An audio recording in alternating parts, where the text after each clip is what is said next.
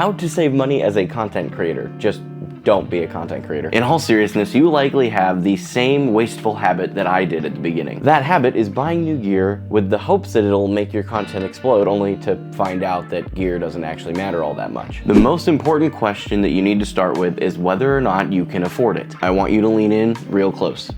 Let's get real here. If you can't afford to pay for it in cash, you can't afford it. Don't go getting tech on a credit card and justifying it to yourself as a business expense. I mean, come on, let's be honest with each other and admit that the Samsung Odyssey Arc is not an actual business investment. It doesn't help your content in any way. You just want to buy the big monitor because size matters. If buying this item is going to force you to eat more ramen noodles than a broke college student, you can't afford it. Honestly though, even ramen is getting expensive these days. Whether or not you can afford something doesn't always have the most hard and fast rule though, in all seriousness. However, you know that feeling you get in your gut when you're about to make a poor financial decision. On a personal note, please do not make the same mistake I did over and over and over again and buy a piece of tech that you really can't afford. If you've determined that your bank account can take the hit, the next question you need to ask yourself is, does this serve my audience? Content creation gear is kind of tricky because part of it is for you and part of it is actually for your audience. Deciding which of those is the case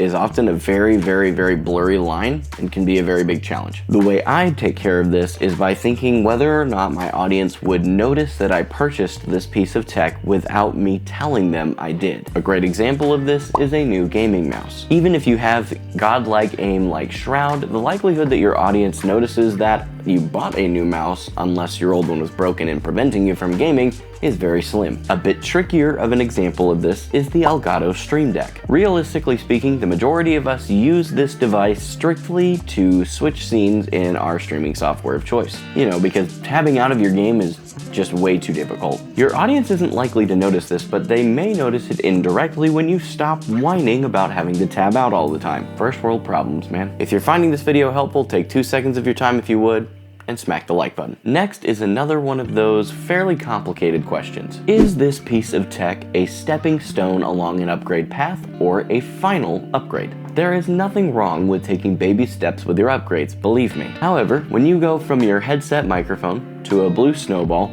to the Audio-Technica 2030 combined with a cheap interface, to the RE320 combined with the Go XLR, and finally replacing the Go XLR with the Wave XLR, realizing you didn't use half the functionality of a Go XLR, you've taken just a few too many steps. Very specific example, I know, but please do not ask me to tell you why I know all of those intricate details. There's a question I ask myself to clarify this for me. Is this upgrade going to make enough of a difference for my audience to notice it, or should I wait and save just a little bit longer to make a more drastic and noticeable upgrade? Sticking to the microphone example, upgrading from a headset microphone to the Beacon microphone or even Elgato's Wave 3 is a very big upgrade. Going from either of those to the Shure SM7B though is not going to be as noticeable as you might think to the majority of your audience. One of the things I wish I had considered more were the alternatives to the product I was considering buying. Think of it like buying the generic brand versus buying the name brand in the grocery store. Is there a difference?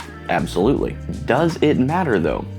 Only with breakfast cereal and frozen pizza. One of the best examples here that I can think of personally was the Elgato Keylight. I at one point in my journey purchased 2 of these things for $180 a piece, and when looking at the alternatives, newer, I have no idea how to say it, the GL1s are $130 a piece, meaning I could have saved myself $100 and effectively got this same product. Sure, the Elgato ones have name recognition to them and you can flex on all of your friends, but at the end of the day, both products soft light your face. Another incredible example is actually this chair that I'm sitting in. Secret Labs makes an incredible chair and is a brand that most people will recognize, but for $600, you can pick yourself up an incredible ergonomic chair. Or for literally almost a third of the cost, you could pick up this one on Amazon that is very well rated, and I've actually seen a lot of content creators review it. TLDR, consider the alternative options and brands to the one that you're considering buying, and